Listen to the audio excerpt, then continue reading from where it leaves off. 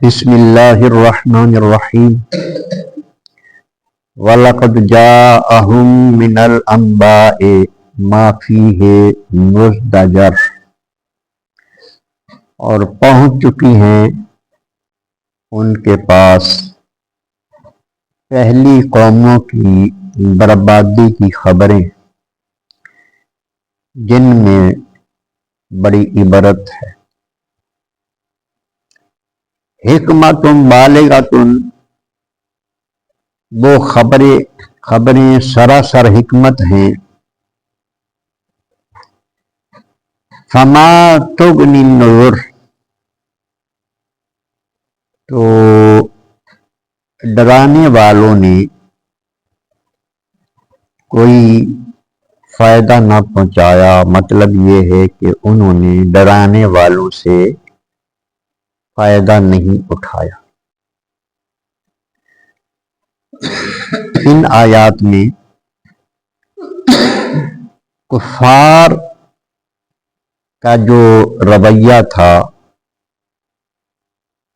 کفار کا جو طریقہ زندگی تھا، اس کا ذکر ہو رہا ہے۔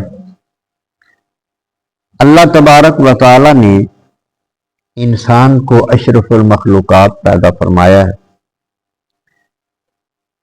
باقی ساری مخلوقات اس کی ضرورتیں پوری کرنے کے لیے اس کو عقل اور شعور بھی عطا فرمایا، لیکن جب یہ گمراہ ہوتا ہے، ہٹ درم ہو جاتا ہے، تو اس کی عقل پر پردے پڑ جاتے۔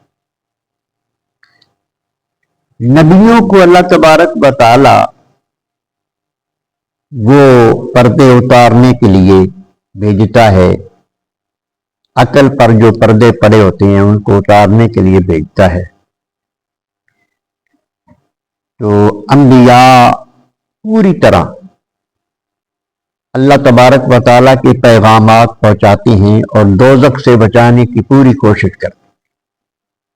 اس آیت کریمہ میں بھی اللہ تبارک و تعالیٰ نے یہ ارشاد فرمایا ہے کہ پہلی قوموں کی بربادی کی خبریں کثرت سے ان کے پاس پہنچ چکی۔ نبی کریم رؤوف الرحیم صلی اللہ علیہ وآلہ وسلم پہلے ہونے والے واقعات، یعنی قوموں نے جو کچھ کیا، انبیاء کی نافرمانی کی، اس کے نتیجے میں ان پر اللہ تبارک و تعالیٰ کا جو قہر و غضب نازل ہوا۔ ہر عمل جو ہے وہ کوئی نہ کوئی نتیجہ رکھتا ہے، ہر عمل کا ایک نتیجہ ہوتا ہے۔ جو برا عمل ہوتا ہے اس کا نتیجہ کبھی اچھا نہیں ہو سکتا، اور اچھے عمل کا جو اللہ کی رضا کے لیے کیا جائے اس کا نتیجہ اچھا ہی ہوتا ہے۔ تو وہ ان کے برے اعمال کا نتیجہ، ان کو عبرتناک سزائیں دی گئیں، اور وہ ساری خبریں اللہ تبارک و تعالیٰ نے انبیاء پر وحی فرمائی، اور انبیاء نے لوگوں کو سنا دی کہ تم سے پہلے لوگ بھی اسی طرح کے تھے، ان کے ساتھ یہ کچھ ہو گیا۔ نبی کریم علیہ الصلوۃ والسلام نے بھی اپنی امت کے سامنے، اپنی امت کے کفار کے سامنے یہ ساری چیزیں رکھ دیں۔ اللہ فرما رہا ہے کہ بہت ساری خبریں جو عبرتناک تھیں حضور نے سنا دی۔ حکمت بالغۃ، وہ سراسر حکمت تھی ان میں، بڑی ان میں دانش مندی تھی، حکمت تھی کہ اگر وہ سمجھ جاتے تو اپنے آپ کو اللہ کے قہر و غضب سے بچا سکتے تھے۔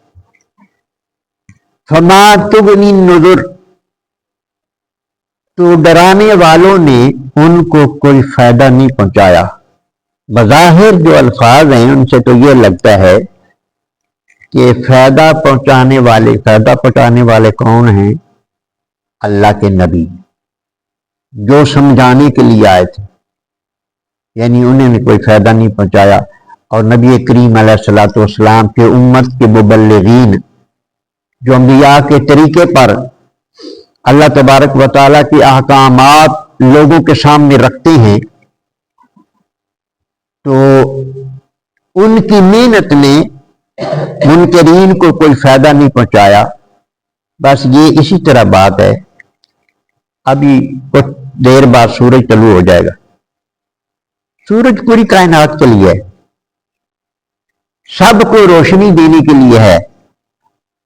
اب اس کی روشنی سے وہ بندہ فائدہ تو نہیں اٹھائے گا نا جو دروازہ بند کر کے اندر بیٹھ جائے. تو یہ روشنی اتنی بھی سستی نہیں ہے کہ وہ بندے کے پیچھے پیچھے ان کے اندھیروں میں بھی داخل ہوتی پھرے کہ اس کو روشنی ضرور دینی ہے. اللہ تبارک و تعالیٰ کی ہدایت انسانوں کے لیے ہے، لیکن پھر طلبگاروں کو ملتی ہے. جو اس کے طلبگار ہوتے ہیں نا ان کو ملتی ہے.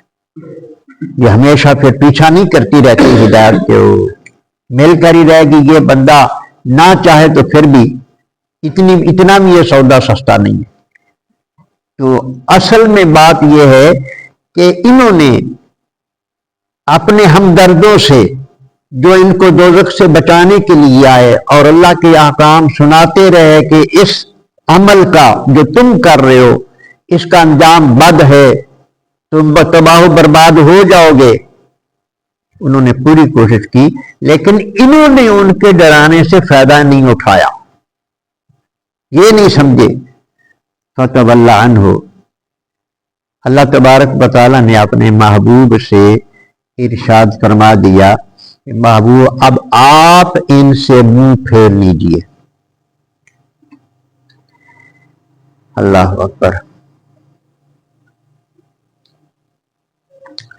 اب یعنی ان پر کوئی اثر نہیں ہو رہا، اب آپ ان پر محنت کرنی چھوڑ دیں. ان کے پیچھے جو ہر وقت آپ گھلتے رہتے ہیں ان کو سمجھانے کی کوشش کرتے رہیں. فتولی عنہ، رخ انور پھیر لیں ان کی طرف سے. یہ وہ وقت تھا ابھی ابتدا تھی اسلام کی. بعد میں پھر اللہ تبارک و تعالیٰ نے جہاد کی آیت نازل فرما دی تو پھر یہ حکم منسوخ ہو گیا. یعنی اب اس کا مطلب یہ ہے کہ ان کو ان کی حالت یہ چھوڑ دیں جس حال میں ہے نا، آپ ان کے لیے ان سے خاموشی اختیار کریں. تو جب جہاد کا وقت آیا مسلمانوں کی تعداد بڑھ گئی، قوت میں ہو گئے مسلمان. پھر جب یہ اسلام کے خلاف سازشیں کریں تو پھر ان کو تہس نہس کر دیا جائے، پھر ان سے جہاد کیا جائے. تو یہ اس جہاد کے حکم آنے سے پہلے کیا کہ یوم یدعو الداعی الی شیء نکر، ایک روز بلائے گا انہیں. محبوب آپ ان کو اب چھوڑ نہیں بلانا، ایک روز انہیں بلائے گا ایک بلانے والا ایسی چیز کی طرف جو ناگوار ہے.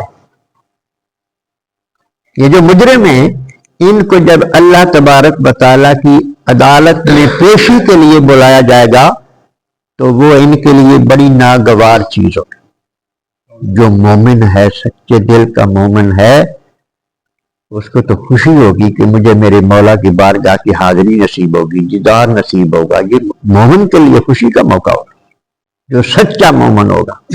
مجرم کے لیے یہ بھاری ہوگا، مجرم کے لیے بھاری ہوگا. تو کافر تو پھر کافر جس وقت ناگوار چیز کی طرف بلائے گا بلانے والا. خش عن ابصارہم، تو ان کی آنکھیں جھکی ہوئی ہوں گی شرمندگی سے.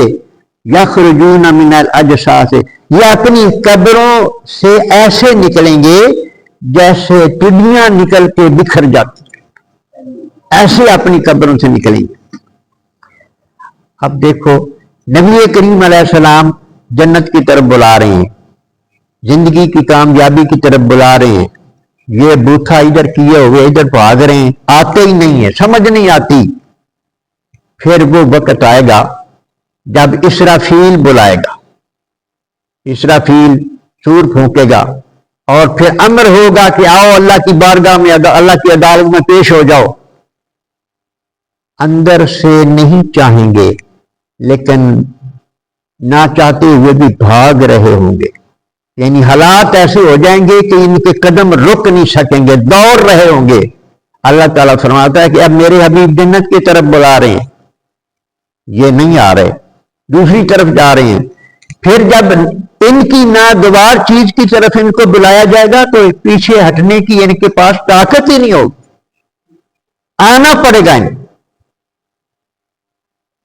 پھر ان کو آنا پڑے گا۔ کأنہم جراد، جیسے کہ ٹڈیاں ہوتی ہیں، قبروں سے جب نکلنے کا حکم ہوگا تو پھر ایسے جانوروں کی طرح، یہ کیڑوں مکوڑوں کی طرح، ٹڈیوں کی طرح یہ پھر ایسے بھاگ رہے ہوں گے، منتشر، ڈرتے ڈرتے بھاگے جا رہے ہوں گے بلانے والے کی طرف۔ وہ تو ہی نا، ڈرتے ڈرتے بھاگے جا رہے ہوں گے الدائی، بلانے والے کی طرف۔ یقول الکافرون ھذا یوم عسیر، کافر کہیں گے کہ آج کا دن تو بڑا سخت ہے، آج کے دن کی شدت تو ناقابل برداشت ہے، اس دن کافر کہیں۔ اللہ پاک نے کوئی کسر نہیں چھوڑی ہمیں سمجھانے کے لیے۔ اب یہ قرآن مجید کے ہوتے ہوئے بھی اگر کوئی بندہ دوزخ میں جاتا ہے نا تو یہ اس کی اپنی چوائس ہے، یہ اس کی اپنی چوائس ہے۔ اللہ تبارک و تعالیٰ نے تو جہنم کے بچانے سے پورا بندوبست کر دیا ہے، کتاب بھی بھیجی ہے، پڑھانے والے بھی بھیج دیے۔ اب بندے کی اپنی مرضی ہے کہ اس نے کس طرف جانا ہے۔ اللہ سمجھ عطا فرمائے۔